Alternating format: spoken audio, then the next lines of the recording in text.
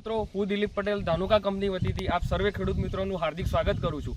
આજે આપણે જેતપુર તાલુકાના અમરાપુર ગામે એક જે આપણા ધાનુકા કૃષિ મિત્ર છે કે જેમનું નામ લાલાભાઈ ઉસદડિયા, એમની વાડી આજે આપણે એમની મુલાકાત માટે આવ્યા છે, જેમને આપણે અહીંયા મીટિંગ કરેલી હતી અને એના પછી બીજી તારીખે એમને ડેમો એક આપેલો છે મગફળીની અંદર કે જેમનું એમને ડેમોનો અહીંયાનો છંટકાવ કરેલો છે, તો એમને કેવું રિઝલ્ટ મળ્યું છે તો આપણે એમના જોડેથી મેળવીશું કે એમને મગફળીની અંદર કેવું રિઝલ્ટ મળ્યું છે। તો તમારું આપણે આખું નામ? ઉસદડ લાલજી માધાભાઈ, ગામ અમરાપુર, તાલુકો જેતપુર, જિલ્લો રાજકોટ। હા, પછી પરજ આપણે 2 તારીખે છંટકાવ કર્યો હતો તો આવું રિઝલ્ટ આવ્યું આપને। બીજી તારીખે આમાં છંટકાવ કરેલો છે। બીજી તારીખ તમે આમાં પરજ ધાનુકા જે નવું નિંદામણ નાશક છે એનો છંટકાવ કરેલો છે। આ બાજુ નથી કરેલો, આ બાજુ નથી કરેલો, એમાં પરજનો ડેમો કરેલો નથી।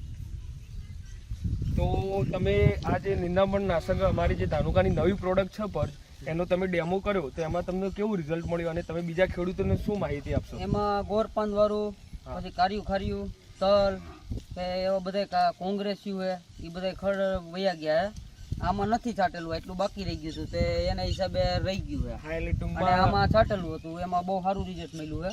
તો તમને રિઝલ્ટ બહુ સારું મળ્યું છે ને? તો પંપે તમે એનો કેટલો છંટકાવનું પ્રમાણ કેટલું હતું? 40 ml, પંપે 40 ml। તો અમે બીજા ખેડૂત મિત્રોને પણ ભલામણ કરીએ છીએ કે તમે પણ તમારા મગફળીની અંદર કોઈ પણ પ્રકારનું ખડ હોય તો એની અંદર તમે ધાનુકાની જે નવી પ્રોડક્ટ છે પરજ નિંદામણ નાશક એનો પંપે 40 ml છંટકાવ કરી શકો છો અને સારામાં સારું રિઝલ્ટ મેળવી શકો છો। બીજું એવું છે કે માંડવીની અંદર કોઈ રોકાતી નથી, માંડવી કોઈ આપણે બીજી દવાઓ છાંટી દાઈજ પડી જાય છે, દાઈજ નથી પડતી, જે માંડવીની સ્થિતિ કુણપની ચાલુ રહે છે એમને એમ જ રોકાતી નથી માંડવી।